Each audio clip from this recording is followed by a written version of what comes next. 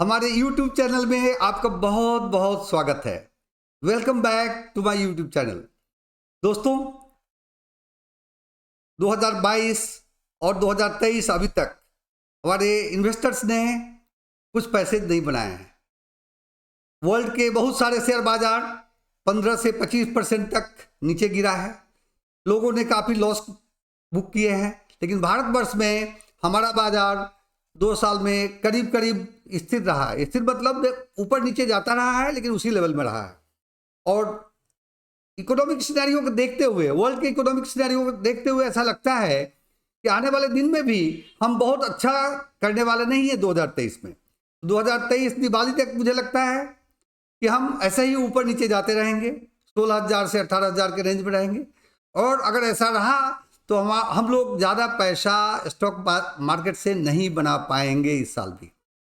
लेकिन मैं आपके सामने एक ऐसा प्रपोजल आज लाया हूँ, एक ऐसा टॉपिक लाया हूँ जिसे मुझे लगता है कि यह 2023 का जो समय है इन्वेस्टर्स के लिए यह लाइफ टाइम अपॉर्चुनिटी है। अगर इस अपॉर्चुनिटी को हमने मिस किया तो हम बहुत बहुत पछताएंगे। इसलिए चलिए आगे बढ़ते हैं और फिर हम यह देखने का प्रयत्न करते हैं कि यह कैसे लाइफ टाइम अपॉर्चुनिटी है और इस बाजार में हमें क्या करना चाहिए। तो लाइफ टाइम इन्वेस्टमेंट अपॉर्चुनिटी, जैसा हमने कहा कि हम लोगों के सामने आज एक लाइफ टाइम इन्वेस्टमेंट अपॉर्चुनिटी है। इस अपॉर्चुनिटी को अगर हमने ग्रैब किया, अगर इसको हमने गले लगाया और लंबे समय तक इन्वेस्टेड रहा, तो फिर इसको हम कभी नहीं भूलेंगे। हम एक वेल्थ क्रिएशन की ओर तेजी से प्रोग्रेस करेंगे और अगले 10 साल के बाद हम यह रियलाइज करेंगे कि हमने एक बहुत अच्छा डिसीजन लिया था। अगर इस अपॉर्चुनिटी को हम मिस करते हैं तो हमारे सामने पछतावा के सिवा और कुछ नहीं रहेगा। World economy today, let's look at कि वर्ल्ड में इकोनॉमी का क्या पोजीशन है। कई देश, अगर वर्ल्ड की इकोनॉमी को आप देखें तो अमेरिका नंबर 1 पर है, 25.04 ट्रिलियन उसकी इकोनॉमी का साइज है। चाइना नंबर 2 पर है, 18.32, और इंडिया 5th पोजीशन में आज के दिन $3.47 ट्रिलियन इकोनॉमी के साथ है। हमारे प्रधानमंत्री श्री नरेंद्र मोदी जी विगत वर्षों में जब उन्होंने कहा कि अगले 5 वर्षों में हम 5 ट्रिलियन इकोनॉमी बनेंगे, हम लोग सोचते थे कि ऐसा होगा क्या। लगता है हम उस ओर बढ़ रहे हैं। कोरोना के बावजूद भी, बड़े संकट के बाद भी इकोनॉमी उसी ओर अग्रसर हो रही है और हम 5वें नंबर पर आ गए हैं। हमारे आगे जर्मन और जापान है और 2027 तक हम वर्ल्ड के 3rd इकोनॉमी होने की क्षमता रखते हैं। ऐसी संभावना है कि हम जर्मनी और जापान दोनों को पीछे छोड़ेंगे और वर्ल्ड की 3rd इकोनॉमी में हो जाएंगे। यह बड़ा ही अच्छा खबर है, यहाँ के इन्वेस्टर्स के लिए बहुत ही बढ़िया खबर है। अगर आप इंडिया के जीडीपी को देखें, India outshines over all the major economy of the world. World के जितने बड़े इकोनॉमी हैं, चाहे वह जापान हो, जर्मनी हो, फ्रांस हो, यूएस हो, चाइना हो, हमारा ग्रोथ रेट सबसे ऊंचा रहा है। और हम ऐसा प्रोजेक्शन है कि आने वाले दिनों में इंडिया का इकोनॉमी इसी तरह से आगे बढ़ता रहेगा। अगर यह होता है तो इंडिया का ग्रोथ प्रोजेक्ट्री अगर आप देखें तो 2030 तक ऐसी संभावना है कि हम 9-10 ट्रिलियन डॉलर की इकोनॉमी हो जाएंगे। इसका क्या मतलब है इन्वेस्टर्स के लिए? इसका मतलब है कि अगर इंडिया इस रेट से ग्रोथ करता है तो ओबियसली बाजार में जो लोग लंबे समय के लिए इन्वेस्टमेंट करेंगे उनका अच्छा ग्रोथ होगा। रिसेंटली सेबी ने एक आर्टिकल लिखा जिसमें सेबी ने बताया कि जो शॉर्ट टर्म या डे ट्रेडिंग में लगे रहते हैं उसमें 90% लोग लॉस कमाते हैं या घाटा का शिकार होते हैं। हमारे नए इन्वेस्टर मित्रों को जो इन्वेस्टमेंट बाजार में आना चाहते हैं, हम यह गुजारिश करेंगे कि आप कभी भी डे ट्रेडिंग में नहीं घुसिए। 2 कारण है, बिकॉज काफ़ी लोग इसमें लॉस करते हैं और यह आपका टाइम को कंज्यूम कर डालेगा। डे ट्रेडिंग उसी के लिए संभव है जो फुल टाइम उस बिजनेस में हो। हम आप जहाँ की इस बिजनेस को साइड वाइज करना चाहते हैं, उसके लिए डे ट्रेडिंग या शॉर्ट टर्म ट्रेडिंग, लाइक 2-4 दिन का पोजीशन लेकर ट्रेडिंग करना कतई फ़ायदेमंद नहीं है। और इसमें आप यह ध्यान रखें, देयरफॉर आपको यह क्या करना चाहिए कि अपने को लॉन्ग टर्म के लिए इन्वेस्ट करना चाहिए। और लॉन्ग टर्म के इन्वेस्ट करेंगे तो आपका ग्रोथ, आपके कॉर्पस का ग्रोथ अच्छा होगा। चलिए हम आगे बढ़ते हैं और आपको हम बताते हैं कि इंडिया में कौन सारा सेक्टर है जिसके आउटलुक अच्छे हैं।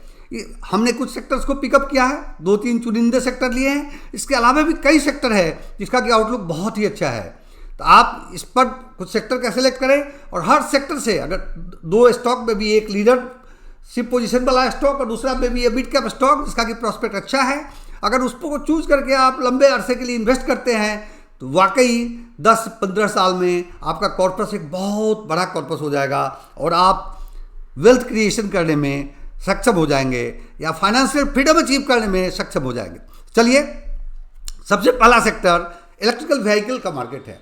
इंडिया गवर्नमेंट का जो पॉलिसीज है, लास्ट बजट पर आप ध्यान दें तो ईवी सेक्टर को और ग्रीन हाइड्रोजन सेक्टर को काफ़ी फोकस दिया गया है और ऐसा प्रोजेक्शन है कि 2030 तक इसका CAGR 94.4% होने की संभावना है। अगर इतना नहीं भी होता है, अगर सब यह मान के बैठिए कि 60% भी होता है, तो भी यहाँ वेल्थ 10 गुना मल्टीप्लाई होने की संभावना है।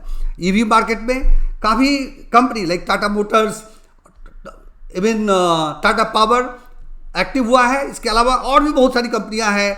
इलेक्ट्रा करके एक कंपनी है जो ईवी बसेज ही बनाती है। तो इस तरह की बहुत सारी कंपनियां हैं। इनमें से आपको अपने रिस्कीनेस के हिसाब से कुछ स्टॉक चूज करने पड़ेंगे, 1-2 स्टॉक, और उसमें अगर आप इन्वेस्ट करें लंबे अरसे के लिए तो मुझे लगता है कि आप बहुत अच्छी कमाई कर सकते हैं। IT सेक्टर, IT एक ऐसा सेक्टर है जो विगत 2-3 वर्षों में बहुत अच्छा नहीं किया है, लेकिन जब मैं IT सेक्टर में काम करता था उस समय IT में काम करने का एक अलग ही मज़ा था, आज भी मज़ा है, और उस समय यह टॉप ग्रोथ में था। इसका प्रोजेक्शन ऐसा है कि अगले कई वर्षों में, अगले 10 वर्षों में इसका CAGR 12% से ऊपर रहेगा, जो कि एक बहुत ही पॉजिटिव न्यूज़ है। तो यहाँ भी कुछ चुनिंदे शेयर में आप इन्वेस्ट कर सकते हैं। फिर इंडिया एक मैन्युफैक्चरिंग हब के रूप में उभरता जा रहा है।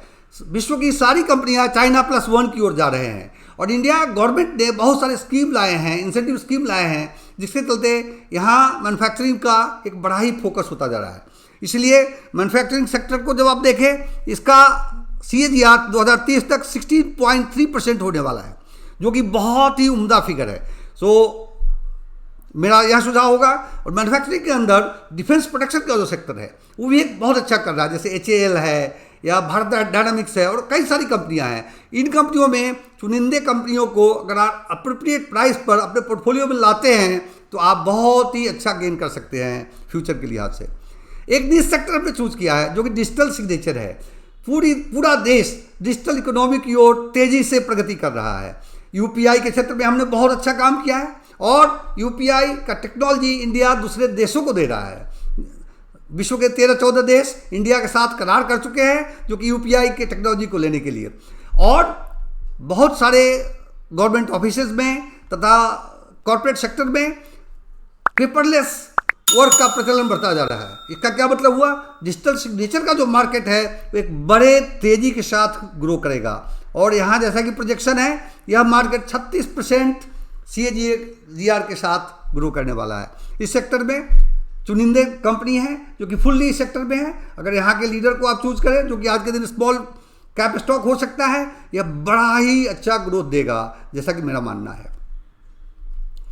हेल्थ केयर एक ऐसा सेक्टर है जबकि इकोनॉमी का ग्रोथ होता है, हमारे लोगों का एस्पिरेशंस बढ़ते हैं, medical obviously plays a important role and due to urbanisation या जो रूरल इकोनॉमी से अर्बन इकोनॉमी की ओर जा रहे हैं, ऑटोमेशन हो रहा है, पॉल्यूशन बढ़ रहा है, इस सब का फायदा हेल्थ केयर सेक्टर को मिलेगा।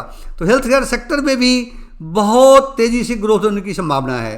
अगर इस सेक्टर के भी 1 या 2 स्टॉक अगर आप चूज करें और लंबे समय के लिए, लंबे अरसे के लिए अगर इसमें आप बने रहे तो एक बहुत ही अच्छा लाभ दे सकता है। दोस्तों, यही 4-5 सेक्टर जो मैंने आपको बताया यह सैंपल सेक्टर्स है। किसी भी इकोनॉमी में जब इतने तेजी के साथ ग्रोथ होगा तो बैंकिंग और फाइनेंस कभी भी पीछे नहीं रह सकता। अगर आप बैंकिंग सेक्टर से 1 या 2 large cap private bank choose कर लें, जैसे HDFC बैंक, ICICI बैंक, इस तरह के कई बैंक्स हैं, और उसी सेक्टर से कोई मिड कैप या स्मॉल कैप भी एक चूज कर ले, depending on your risk profile you can create a mix of large cap and mid cap stocks and that will fetch you fantastic return. Second आता है जो हेल्थ इंश्योरेंस सेक्टर है, इसमें बहुत सारे प्राइवेट प्लेयर आए हैं, जैसे HDFC लाइफ है, ICICI, लॉम्बार्ड है, स्टेट बैंक का इंश्योरेंस कंपनी है। इन कंपनियों में, चुनिंदे कंपनियों में अगर आप फोकस करें, 2-3 कंपनी अगर चूज कर ले तो मुझे लगता है कि आए दिनों में बहुत अच्छा रिटर्न देगा। इसके अलावा एस्पिरेशनल जो सेक्टर है, जैसे डिस्क्रिशनरी स्पेंडिंग, यहाँ के जनरल लोगों का इनकम बढ़ता जा रहा है। इसका क्या मतलब हुआ कि जो आज मिडिल क्लास है वो हायर मिडिल क्लास की ओर प्रोग्रेस हो रहा है, जो लोअर क्लास है वो मिडिल क्लास की ओर आ रहा है। तो जो एस्पिरेशनल सेक्टर है और कंज्यूमेबल डिस्क्रिशनरी है, like AC companies, white goods companies and many more companies of that type, they are likely to do much better. So these are some of the sectors I think will give you fantastic returns in next 10 years. So really दोस्तों, मेरा यह मानना है कि आज के दिन हमारे जीवन का, हम आज भले ही पैसा नहीं कमा रहे हो, लेकिन यह लाइफ टाइम अपॉर्चुनिटी है। यह अपॉर्चुनिटी हमेशा नहीं आता, इसीलिए अपने को धैर्य के साथ स्लोली इन्वेस्ट करना है और उन सेक्टरों में इन्वेस्ट करना है जहां की ग्रोथ का उम्मीद काफी हाई है। हम कुछ सेक्टर का वर्णन यहाँ किया। आशा करता हूं कि आज का वीडियो आपको पसंद आया हो। अगले वीडियो में इन सेक्टरों से हम कुछ चुनिंदा शेयर लाएंगे आपके सामने, और आप स्वयं भी रिसर्च कर सकते हैं different channels, different brokerage houses से। अगर आप देखें, मेरा मानना है कि उनके रिकमेंडेशंस को या हमारे रिकमेंडेशंस को आप कभी भी ब्लाइंडली एक्सेप्ट न करें, थोड़ा स्टडी करें। और अगर उन सेक्टरों से इस आधार पर आप अपना एक पोर्टफोलियो क्रिएट करते हैं तो मुझे लगता है कि आप एक बहुत ही अच्छा डिविडेंड घर ले जाएंगे और आपका फाइनेंशियल फ्रीडम का सपना पूरा हो पाएगा। Thank you so much for your time. Not subscribe to the channel, please do subscribe and like the video, share the video with your friends and colleagues using different social media so that it can reach to a very large number of people. Thank you so much for your time and see you next time.